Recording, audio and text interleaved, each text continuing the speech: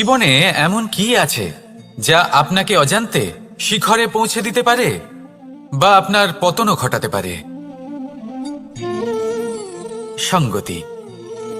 যদি আপনি কোনো শ্রেষ্ঠ ব্যক্তির সঙ্গ লাভ করেন, তাহলে তার শুভ চিন্তা, তার গুণ, তার স্বভাব আপনার মধ্যে চলে আসবে। আপনি আরো শ্রেষ্ঠ হয়ে উঠবেন। আবার সেখানেই যদি আপনি কোনো দুষ্ট ব্যক্তির সঙ্গতি লাভ করেন, কোনো খারাপ মানুষের সঙ্গতি লাভ করেন, তাহলে আপনার শুভ চিন্তা, আপনার গুণ, তা যে কখন আপনার থেকে কেড়ে নেওয়া হবে সেটা আপনি জানতেও পারবেন না। দেখুন, এই সঙ্গতি হলো অত্যন্ত গুরুত্বপূর্ণ। এই সঙ্গতি আপনার নিয়তি নির্ধারণ করে। আপনাকে উদাহরণ দিলে, বৃষ্টির ফোঁটাকে দেখুন। যদি কোনো ফোঁটা গাছের পাতায় এসে পড়ে, তাহলে তা জীবন দান করতে পারে। যদি এমন কোনো ফোঁটা সাপের মুখে এসে পড়ে, তাহলে তা বিষে পরিণত হয়। যেমন সঙ্গ, তেমন নিয়তি। এবার দুর্ভাগ্যের বিষয় হলো এটাই যে বর্ষার ফোঁটা নির্ধারণ করতে পারে না সে কোথায় পড়তে চায়। তার নির্বাচনের ক্ষমতা নেই। কিন্তু আপনার কাছে তো বিবেক আছে, আপনি ভাবতে পারেন, চিন্তা করতে পারেন।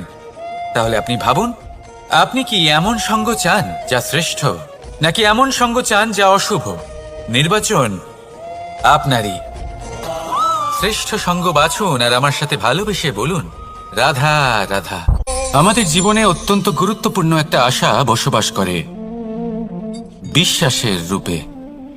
বিশ্বাস যা আমরা ঈশ্বরের ওপর করি, ভাগ্য, প্রারব্ধের ওপর করি, নিয়তির ওপর করি। যখনই ভালো কিছু হয় আমরা বলি এ হলো ঈশ্বরের দয়া। যখন খারাপ কিছু হয় আমরা বলি এ হলো ঈশ্বরের মায়া। কখনো ঈশ্বর বা ভাগ্য বা প্রারব্ধ বা নিয়তি। আপনি নিজে কোথায় তা কখনো ভেবেছেন? আপনি বিশ্বাস করছেন ঈশ্বরের উপর, প্রারব্ধের উপর, কখনো নিজের উপর করেছেন? আমি আপনাকে একটা সহজ কথা বলি, যদি আপনি ঈশ্বরের উপর বিশ্বাস রাখেন, শুধুই ঈশ্বরের উপর বিশ্বাস, তাহলে আপনি সেটাই পাবেন যেটা আপনার ভাগ্যে লেখা রয়েছে।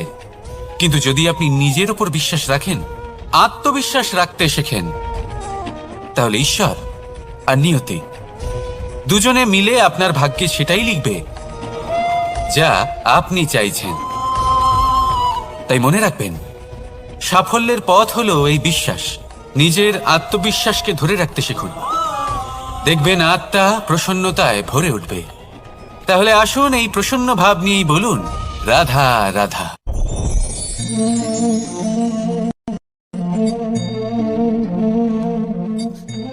মুক্ত।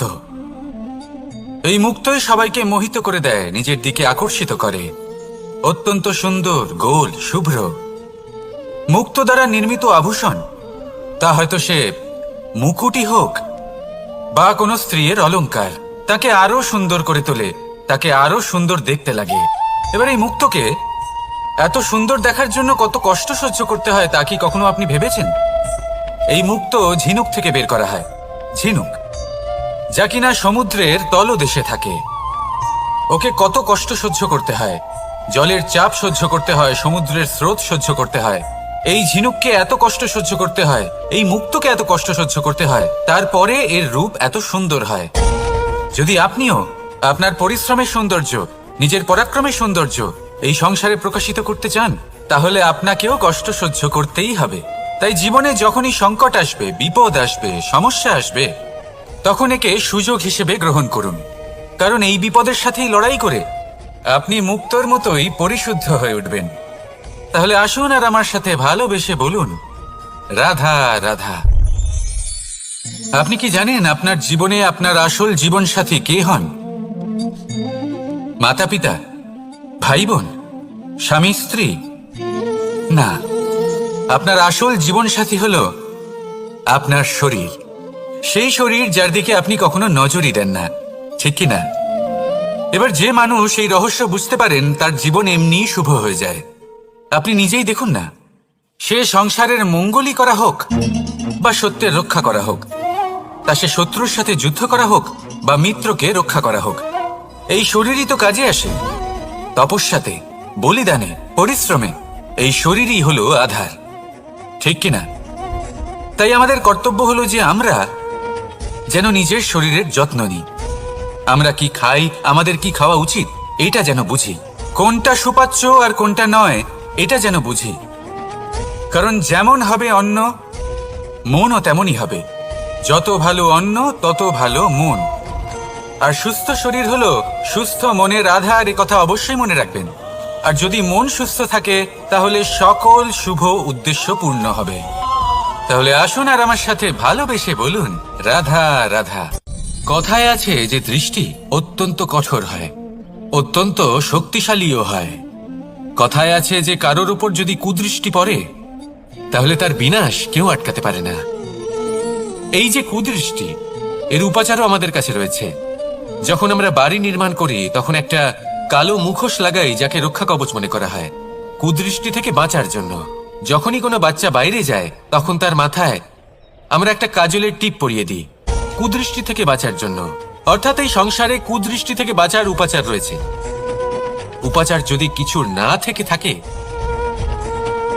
তাহলে তা হলো দৃষ্টিভঙ্গি। যদি আপনার দৃষ্টিভঙ্গি অনুচিত হয় তাহলে আপনার পতন কেউ আটকাতে পারবে না। না পারবে কালো মুখোশ, না কালো টিপ, না স্বয়ং ঈশ্বর। সেই জন্য নিজের দৃষ্টিভঙ্গি শুভ করে তুলুন, সবকিছু শুভই হবে।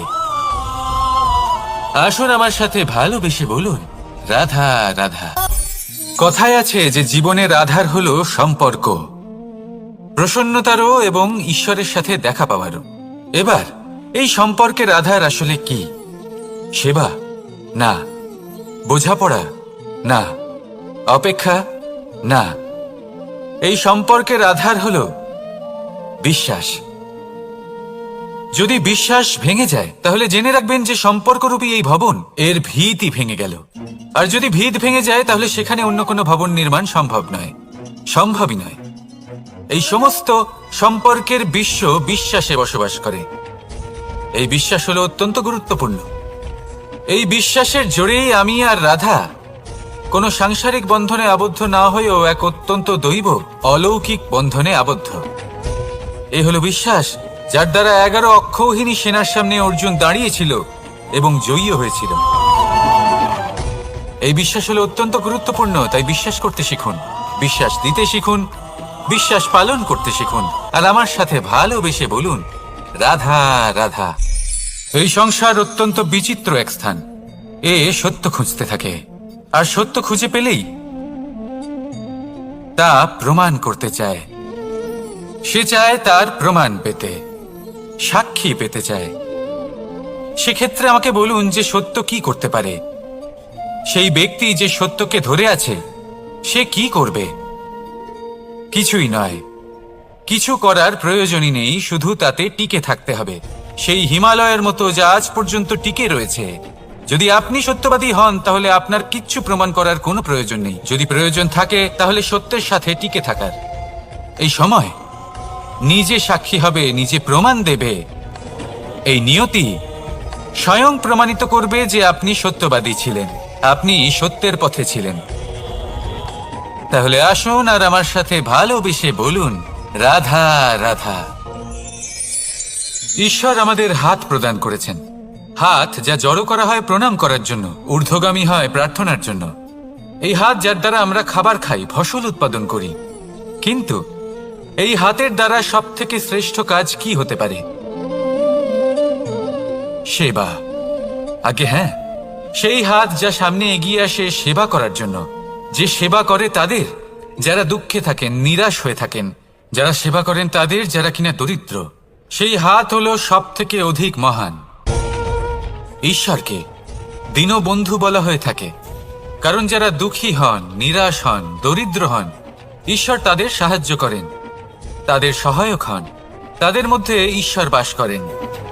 তাই আপনারা যদি এটাই করেন, যারা দুঃখে আছেন, নিরাশ হয়ে আছেন, যাদের সাহায্যের প্রয়োজন রয়েছে, যদি আপনি তাদের সাহায্য করেন তাহলে আপনি এমন এক চৈতন্য লাভ করবেন যে আপনি তৃপ্ত হয়ে উঠবেন। তাহলে সবার সেবা করুন আর আমার সাথে ভালোবেসে বলুন, রাধা রাধা। ভয়। জীবনে আমরা কোন কোন বিষয়ে ভয় পাই? কোনো মানুষকে হারানোর ভয়, কোনো মানুষ, কোনো সম্পর্ককে হারানোর ভয়, অর্থহানির ভয়, সময়হানির ভয়। এবার বিষয়টা হলো, এই ভয় কখনো আমাদের কোনো লাভ করে না। এটা সবসময় আমাদের পিছনে ঠেলে আর নিচু স্তরে নামিয়ে দেয়, কখনোই আমাদের উত্থানের কারণ হয় না। তাই জীবনে যদি কোনো ভয়ের কারণ থাকতেই হয় তা শুধুই এটা, যে মানুষের কথা ভাবতে ভাবতে, সম্পর্কগুলিকে হারানোর ভয়, মানুষকে হারানোর ভয়, সবার মন রাখতে রাখতে আপনি যেন নিজেকে, নিজের ভাবনা চিন্তাকে না হারিয়ে ফেলেন। যদি এরকম হয়, যদি সকলের মন রাখতে রাখতে আপনি নিজেই নিজেকে হারিয়ে ফেলেন, নিজের ভাবনা, নিজের লক্ষ্য, নিজের মন্তব্যকে হারিয়ে ফেলেন, তাহলে সংসারে যতই যাই হয়ে যাক না কেন প্রসন্নতা লাভ করবেন না।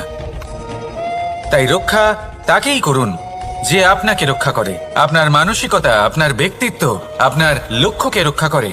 আর যদি কোনো বিষয় ভীত হতে হয়, তবে আপনি যেন নিজের উদ্দেশ্যের থেকে দূরে না চলে যান। তাহলে আসুন আর আমার সাথে ভালোবেসে বলুন, রাধা রাধা। সময় একটু একটু করে কেটে যায়, একটু একটু করে নিকটে আসে। খুব অদ্ভুত ব্যাপার। এই সময় প্রতিকূল হলেও একটু একটু করে কেটে যায়। এই সময় যদি ভালো হয় তাহলে একটু একটু করে নিকটে আসে। অনুচিত তখনই হয় যখন আমরা নিজেদের অসফলতার জন্য সময়কে দোষ দিই, কিন্তু আসলে তেমনটা হয় না। আপনার পরিশ্রম আর প্রয়াস দ্বারাই আপনি সাফল্য লাভ করবেন, সময়ের দ্বারা নয়। যদি এই সাফল্য একটা সুন্দর ভবন হয়, তাহলে সময় হলো তার দেওয়ালের রং, যা সময়ের সাথে বদলাবে, সময়ের সাথে ফিকেও হয়ে যাবে। কিন্তু সাফল্যের এই ভবন আপনাকেই নির্মাণ করতে হবে, আপনার পরিশ্রমের ইট দ্বারা এবং প্রয়াসের চুনসুরকি দ্বারা। তাই পরিশ্রম আর প্রয়াস করতে থাকুন, সাফল্য আপনি অবশ্যই পাবেন। সময় যদি আজ ভালো না হয় তাহলে কাল অবশ্যই হবে। প্রয়াস করতে থাকুন আর আমার সাথে ভালোবেসে বলুন, রাধা রাধা। এ হলো গোলাপ ফুল। একে আমরা সকলেই চিনি। সমগ্র সংসার ভালোবাসে এই পুষ্পকে। এই ফুল দেখতেও সুন্দর। সবথেকে বেশি গুরুত্বপূর্ণ কথা হলো এর সুগন্ধ, যা দূর দূরান্ত থেকে ব্যক্তিদেরকে আকৃষ্ট করে। এই সুন্দর পুষ্প একটু মন দিয়ে দেখলেই দেখা যায় এর নিচে কাঁটা রয়েছে। এই সংসার বলে, এ প্রকৃতির কেমন রচনা, এত কোমল পুষ্প, এটা কি তীক্ষ্ণ কাঁটা সহ প্রস্ফুটিত হয়? এটাই হলো জীবনের সত্য। আমাদের অন্তরের সদ্গুণ, সেগুলিও এই ফুলের মতোই সুন্দর। সংসার এর সৌন্দর্য দেখতে পায়, এর সুগন্ধ চতুর্দিকে ছড়িয়ে পড়ে। কিন্তু এই সদ্গুণ জাগ্রত করে তোলার জন্য কঠোর পরিশ্রম করতে হয়, প্রতিনিয়ত চেষ্টা করে যেতে হয়। তাই জন্য যদি আপনি জানেন আপনার পথ উচিত কিন্তু তা কাঁটায় পরিপূর্ণ, তাহলে থামবেন না, চলতে থাকুন। একবার যদি অন্তরের সদ্গুণ জাগ্রত হয়, তাহলে এই সংসার এই সৌন্দর্য দেখবে আর সুগন্ধে আকর্ষিত হয়ে আপনার কাছে আসবে। এই মন, এই জীবন প্রসন্ন হয়ে বলবে, রাধা রাধা।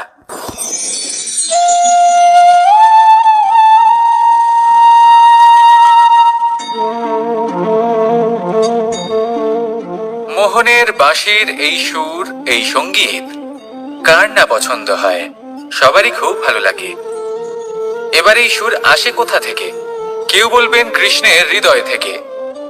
সত্য কথা, এই সুর হৃদয় থেকে নির্গত হয় এবং প্রকট হয় এই বাঁশি থেকে। এই বাঁশিটাকে দেখুন, এই ছিদ্রগুলি দেখুন, প্রত্যেকটা সুর থেকে নিজস্ব একটা স্বর নির্গত হয়। এবার যে ব্যক্তি এই সমস্ত সুর এবং স্বর বুঝতে পারেন, এতে নিপুণ, তিনি এই বাঁশির দ্বারা যে সুর নির্গত করবেন তা তো মধুর অবশ্যই হবে। এবার জীবনের সাথেও কিছুটা এরকমই ঘটে। জীবনের কিছু নীতি থাকে, অর্থ, কুটুম্ব এবং আধ্যাত্মিক। যদি জীবনের প্রত্যেকটা মুহূর্ত সুখময় হয় এরকম আপনি চান, তাহলে এই তিনটি নীতিতে আপনাকে নিপুণ হতে হবে। কোনো একটি বিশেষ নীতির প্রতি যদি আপনি বেশি ঝুঁকে পড়েন, তাহলে বাকি দুই নীতি থেকে যা সুখ লাভ করা সম্ভব তা পারবেন না। ধন অর্জন করতে হবে পরিবারের জন্য, পরিবারের সুখ মনের শান্তির জন্য, মনে শান্তির প্রয়োজন মনের শুদ্ধতার জন্য। যখন এই মন শুদ্ধ হবে, জীবন শুদ্ধ হবে, পবিত্র হবে, সুন্দর হবে এবং ভালোবেসে বলবে, রাধা রাধা। যত শক্তিশালী এই মন, তত শক্তিশালী এই শরীরও। এই যে আমাদের শরীর, এটা আসলে কি? এ হলো একটা রথের মতো।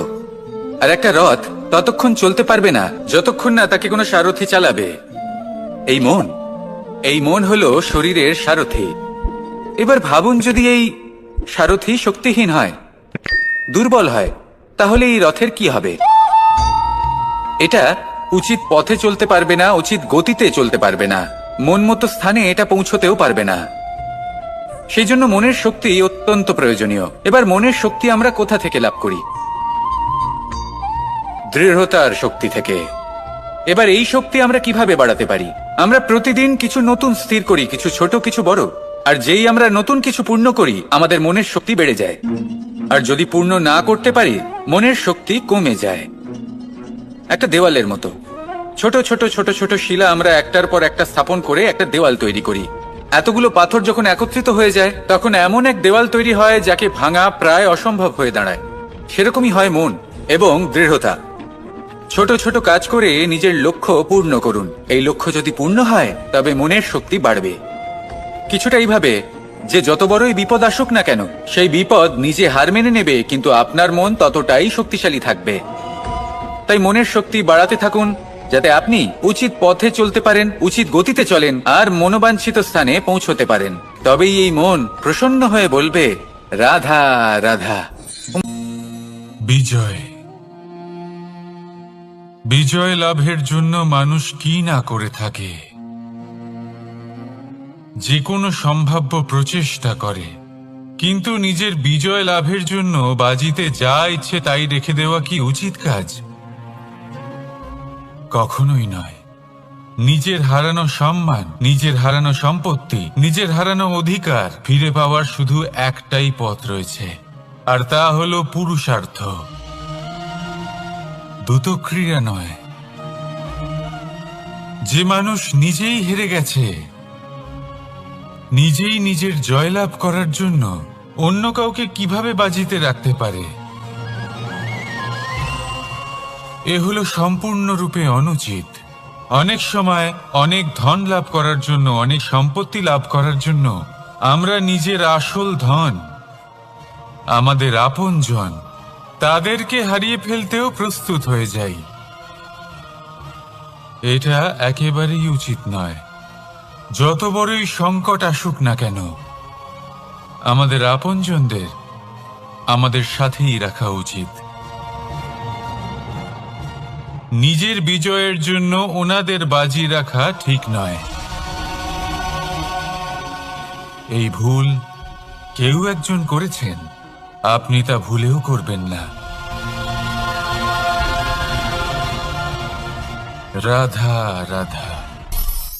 নারী জন্মসূত্রে কারোর কন্যা, ধর্মসূত্রে কারোর পত্নী, আর কর্মসূত্রে কারোর মা।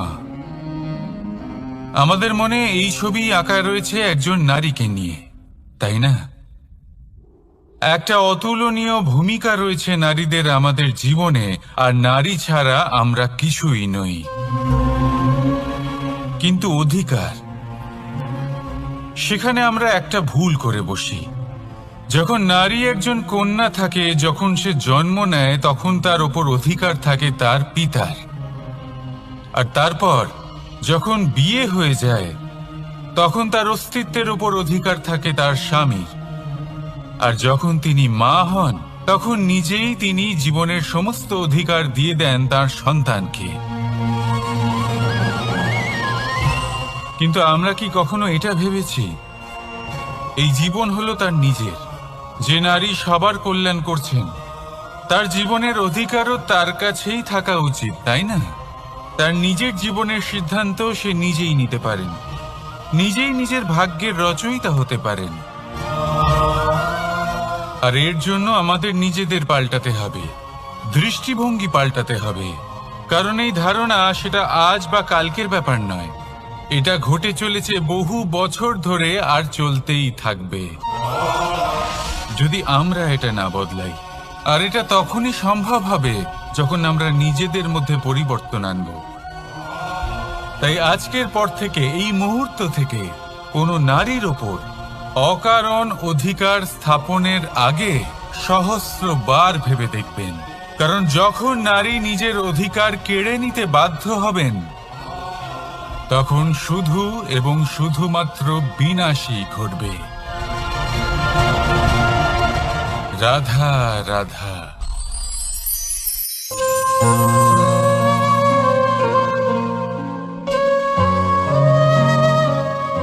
নারী, পুরুষরা যাকে নাম দিয়েছেন ত্রিয়া, কেন দিয়েছেন, কে দিয়েছেন, কেউ তা জানে না। কথায় আছে পুরুষরা ভাবেন যে ত্রিয়া, ভাবেন একরকম, বলেন অন্য কিছু, আর করেন অন্য কিছুই। কিন্তু সত্যিটা কি এটাই? আসল সত্যি হলো এটাই যে ত্রিয়া হলো সেই চরিত্রহীন পুরুষ আর কেউ নয়। সেই পুরুষ যারা নারীকে বলেন যে আপনি হলেন মা, আপনি হলেন দেবী, আপনি হলেন বোন। আর ভাবেন কি? ভাবেন যে এই নারী হলো আমাদের পায়ের ধুলো আর কিচ্ছু নয়। আর কি করেন? ওনাদের মাথায় ওনাদের খোপায় মালা পরিয়ে দিয়ে ভাবেন যে ওনারা হলেন তাদের পায়ের ধুলোর সমান। একজন নারীর সম্মান ভঙ্গ করেন, তাদের দাসী মনে করেন। ভুলবেন না, যত্র নারীয়াস্ত পূজ্যন্তে রমন্তে তত্র দেবতা। অর্থাৎ যেখানে নারীকে পুজো করা হয় সেখানেই ঈশ্বর বাস করেন, আর যেখানে নারীকে অপমান করা হয় সেখানে ঈশ্বর এবং ভাগ্য এই দুই রুষ্ট হয়। মনে রাখবেন, যদি নারী কল্যাণকারী হতে পারেন তাহলে নারী মহাচণ্ডী রূপও ধারণ করতে পারেন। যদি একজন নারী মাতা হয়ে জন্মদান করতে পারেন তাহলে নারী মৃত্যু হয়ে বিনাশও করতে পারেন। যেখানে নারী অপমানিত হবেন সেখানে মহান ভারতও মহাভারতের পথে অগ্রসর হতে পারে। তাই মনে রাখবেন, নারীর অপমান যেন কখনোই না ঘটে। আর যদি কোথাও নারীর অপমান হয় তার অর্থ হলো আপনার বিনাশ আপনার দিকেই আসছে। আর এটা হলো তার প্রথম পদক্ষেপের প্রথম পদধ্বনি। রাধা রাধা। যদি সন্তান কোনো দুষ্কর্ম করে তাহলে সেই অপরাধ শুধু কি সেই সন্তানের? না, যদি সন্তান দুষ্কর্ম করে তাহলে অপরাধী তার মাতা পিতাও, যারা পুত্রমোহর কারণে সেই অনুচিত কাজে তাকে বাধা দেননি। অপরাধী হলেন তার পিতামহ,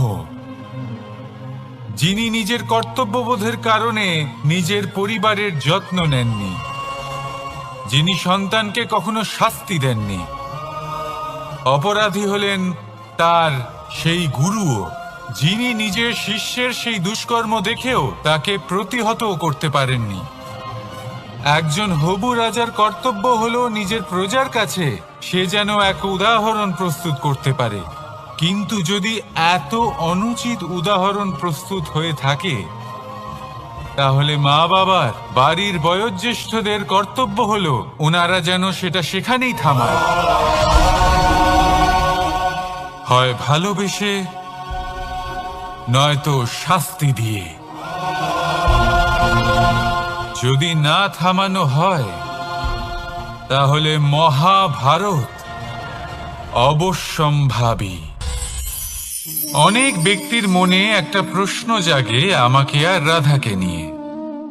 বলেন যে না আমি আর রাধা একসাথে থাকি, না আমাদের বিয়ে হয়েছে। আমি এখানে দ্বারকাতে, ও ওখানে বর্ষনাতে, তাও এত ভালোবাসা কি করে? এ কেমন সম্পর্ক? আমি তাদের একটা সহজ কথা বলতে চাই। আপনি কখনো আয়নার দিকে দেখেছেন? নিজের দুই চোখের দিকে তাকিয়ে জিজ্ঞাসা করুন, এই দুই চোখ একসাথে কেন বন্ধ হয়, একসাথে কেন খোলে, একসাথে কেন ঘুমোয়, একসাথে কেন কাঁদে? আজীবন কোনো এক মানুষের সাথে সম্পর্ক রাখা অবশ্যই সম্ভব, তাদের সাথে দেখা না করি। আমার আর রাধার ভালোবাসাও কিছুটা এরকমই, আর কিছুটা এরকমই হয় ভালোবাসা, দুই নয়নের মতো, যারা কখনোই মিলিত হবে না, কিন্তু চিরকালের জন্য একসাথে জুড়ে থাকবে। এই অনুভূতি নিঃস্বার্থ হয়, আর এই নিঃস্বার্থ ভালোবাসা আপনাকে আনন্দের পথে অগ্রসর করে। জীবনে সবসময় নিঃস্বার্থভাবে ভালোবাসুন, শুধুমাত্র আনন্দই পাবেন। তাহলে আসুন আমার সাথে নিঃস্বার্থভাবে ভালোবেসে বলুন, রাধা রাধা। মানুষ, কোনো ব্যক্তির নির্মাণ হয়